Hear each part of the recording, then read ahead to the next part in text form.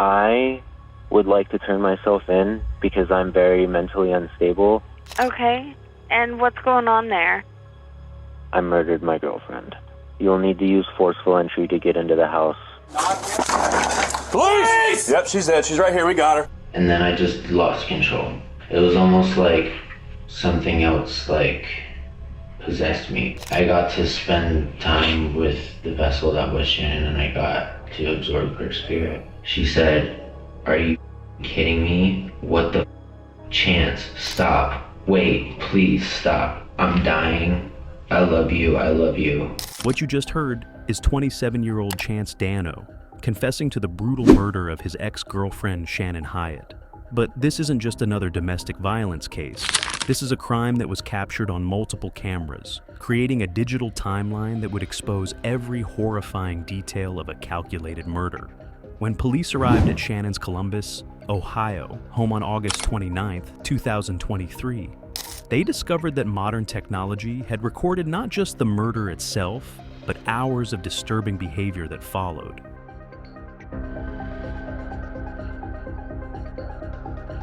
This is the story of how surveillance cameras became silent witnesses to one of the most chilling murders ever caught on tape, and how a killer's own confession revealed a mind so twisted that he believed murdering his ex-girlfriend would somehow bring them closer together forever. It began at 5:47 a.m. when Chance Dano called 911 to confess to murder. He calmly told dispatchers he had killed his ex-girlfriend Shannon, and that he was planning to turn himself in. What made this confession so unusual was how methodical and controlled Chance seemed. This wasn't a crime of sudden passion, but something far more calculated and disturbing. As Chance spoke with 911 dispatch, he revealed chilling details about the crime scene. He told them they would need to use forceful entry to get into Shannon's house, and that he had the murder weapon, a knife, with him. The dispatch operator, trying to keep him calm and cooperative, instructed him to leave the weapon behind and drive to the police station. But what Chance didn't tell the dispatcher was that Shannon's home security cameras had been recording everything, capturing not just the murder itself, but hours of bizarre and disturbing behavior that would shock even experienced investigators. Police! Yep, she's dead. She's right here. We got her. Clear the house. Let's go. That's 11. We're clearing the house. We got one down on the floor. Did she get shot or did she get stabbed? Everything has one knife. Quarter throat out? Dude, he had to like quarter throat out or There's something. blood in the hallway. You see that? But I mean, there's a hole Struggle. like this big in her throat. When Columbus police forced entry into Shannon's home, they found exactly what Chance had described: Shannon Hyatt's body on the living room floor, covered in stab wounds with her throat slashed. The scene was brutal, with blood splattered across the carpet and furniture. But what investigators didn't know yet was that every moment of this horror had been captured by Shannon's own security system. The timeline of terror began the night before, when Shannon's front porch camera captured Chance driving past her house at 11:11 p.m. This wasn't a random visit. Chance later admitted he had been trolling around and driving by Shannon's house, working up the nerve for what he was planning to do. What the cameras captured next was a glimpse into the mind of a predator. At 11:57 p.m., a neighbor's security camera caught Chance walking through Shannon's yard and across her driveway. He wasn't just visiting, he was stalking, watching, and planning his attack. So I peered into the garage window to see if her car was there, and then I tried to see if I could see what room she was in without her seeing me on her cameras and stuff. And then I didn't see anything, and then whenever I left, I was like, you need to just go home, and you need to just give your mom your car keys, and you need to check yourself into a psych ward. So when you walked up to the house 11, whenever, you hadn't planned on hurting her at that point? No, not at all. Had you seen Matt yet, or? I saw Matt whenever I was actually just about to come around the corner to try to like knock on the door. Okay. Did he see you? No, he had his back to me and he was coming out of the door. Listen to how casually Chance describes his predatory behavior. He was methodically surveilling Shannon's home, trying to figure out her location without being detected by her security cameras. Even more chilling is his admission that part of him knew what he was planning was wrong. He tells himself he should go home and check into a psychiatric ward, but instead, he chose murder. What happened next was captured in terrifying detail by Shannon's Ring doorbell camera. After leaving and going home to change into all black clothes, Chance returned to Shannon's house around 2 a.m. armed with a knife. The doorbell camera recorded the exact moment he tried the door handle, and when Shannon screamed that she would call the cops, it captured the sound of him slamming his shoulder into the door twice. Shannon's final moments were recorded by her own security system. The audio picked up her voice saying, "Are you kidding me?" after the first impact, suggesting she initially thought Chance was just being disruptive. But when the door gave way on the second impact, the true horror began. The cameras captured the sounds of Shannon's murder, her screams, her pleas for her life, and the terrible moment when she fell silent forever.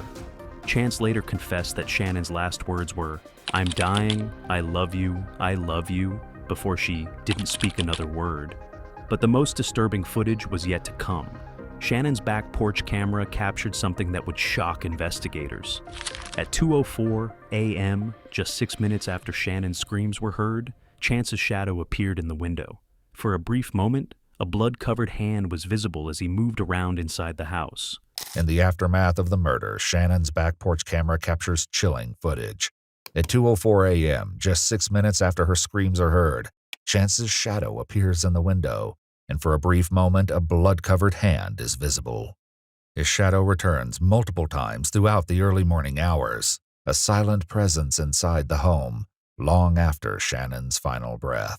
Why are you moving her body at that point? Because the door is busted and her feet are about 1.5 feet maybe away from the door. Okay. And if I want to do any kind of going in and out of the front door, there's just a dead body right in blatant view. So I rotated her 180 degrees. Went outside, smoked a couple cigarettes. When you say I went outside, did you go out front? Yeah. Okay. What investigators discovered through this footage was that Chance didn't just murder Shannon and leave. He stayed in that house with her body for nearly 3 hours, doing things so disturbing that even experienced detectives struggled to process them. The cameras captured Chance's shadow, moving around the house multiple times throughout the early morning hours. He was repositioning Shannon's body, going outside to smoke cigarettes, and engaging in acts so depraved that they defied comprehension. During his confession, Chance admitted to having sex with Shannon's corpse and spending hours in the house, absorbing her spirit. The digital timeline created by these cameras painted a picture of a killer who wasn't just violent, but completely detached from reality. Chance believed he was a godlike figure who could take Shannon's life force and keep her with him forever by murdering her. You mentioned earlier that if you took her life force, that you would feel closer to her. What does that mean exactly, like as far as?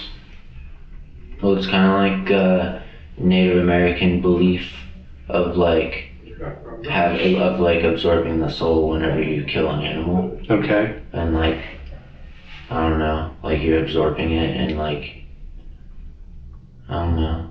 I oftentimes whenever I'm experiencing episodes of psychosis, think that I'm a god. Okay. And will kind of view people as like just kind of things. I've never been violent to this extreme before, but I definitely just like, well, if I'm God and I take away your free will and I release your spirit, I take your spirit back. Okay. And I mean, I still feel like that. So are you, like as we speak right now, how are you feeling about like our interactions? This confession reveals the depths of Chance's delusions.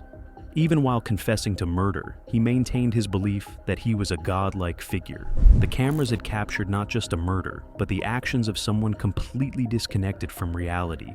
Someone who viewed other human beings as objects to be consumed. The surveillance footage also helped investigators understand the relationship dynamics that led to this tragedy. Just 5 days before her murder, Shannon had posted in a Facebook group warning other women about Chance, stating that he had stolen her prescription medication and money from her bank accounts. Chance's motive, as revealed through both his confession and the digital evidence, was a twisted combination of jealousy, control, and delusion. He was angry that Shannon had started dating someone new after their breakup, and his untreated mental illness had convinced him that murdering her was the only way to have her back. I twisted the doorknob. She screamed, "I will call the cops." And I slammed my shoulder into the door 2 times. After the first time, she said, "Are you kidding me?" Because I think that she thought I was just being obnoxious and pounding on the door or something. Or honestly, I don't even know if she knew it was me until I got into the house, because I had a bandage on my face whenever I was outside. And then the second shove gave way, and I didn't make a noise. I didn't say anything. I didn't do anything. I just started stabbing Shannon, and she didn't even realize what was happening until I had stabbed her a couple times. And she said, "Are you kidding me? What the Chance? Stop. Wait, please stop. I'm dying. I love you, I love you." And then she didn't speak another word. The cold, methodical way Chance describes the murder is chilling. Shannon's security cameras had captured not just the sounds of her death, but the calculated nature of the attack. This wasn't a crime of passion. It was a premeditated murder carried out by someone who had spent hours planning and preparing. The autopsy revealed that Shannon suffered more than 30 stab wounds across her upper body, along with a deep slash to her throat. She had defensive injuries, proving she fought desperately for her life, even as her own security system recorded her final moments. Perhaps the most disturbing aspect of the camera footage was what it revealed about Chance's behavior after the murder. He screwed a piece of plywood over the front door, not to hide his crime, but because he was concerned about Shannon's cats getting out. He spent hours going through her phone, reading her private messages, and engaging in what he called full psycho stalker mode. The cameras captured a killer who was so detached from reality that he treated Shannon's home like his own personal space, even after brutally murdering her. The footage showed him calmly moving around the house, smoking cigarettes, and engaging in acts of necrophilia while her body lay nearby. And I felt really alone. I wanted Shannon back. And now I have her back. But I also wanted to take something away from her. But I had absolutely nothing to take away. And except her life. And so I did it. I stabbed her over and over and over again until she couldn't speak and was making weird raspy sounds, and then I slit her throat open. This final confession reveals the complete breakdown of Chance's mental state. The cameras had captured the actions of someone who believed that murder was a form of possession, that by killing Shannon, he could somehow keep her with him forever. The digital evidence was overwhelming. Shannon's security cameras had created an unbreakable timeline showing Chance's stalking behavior, the murder itself, and the hours of disturbing conduct that followed. When combined with his detailed confession, the footage left no doubt about what had happened in that house. Chance Dano was indicted on charges of aggravated murder, abuse of a corpse, and tampering with evidence. Faced with the overwhelming camera evidence and his own confession, he accepted a plea deal and was sentenced to life in prison, with the possibility of parole after 31 years. The surveillance footage that captured Shannon's murder serves as a chilling reminder of how modern technology can bear witness to our darkest moments. Shannon's own security system, installed to protect her, became the key evidence in ensuring her killer faced justice. Today, Chance Dano sits in Pickaway Correctional Institution in Ohio, while Shannon Hyatt is remembered by her community as someone who was deeply involved in the local music scene and spent her free time helping stray cats. Her death, captured in horrifying detail by her own cameras, exposed the dangerous reality of domestic violence and untreated mental illness. The cameras that recorded Shannon's final moments couldn't save her life, but they ensured that every detail of her killer's crimes would be preserved forever, creating an unbreakable chain of evidence that brought justice for a woman whose only crime was trying to escape a toxic relationship with a man who believed murder was an act of love.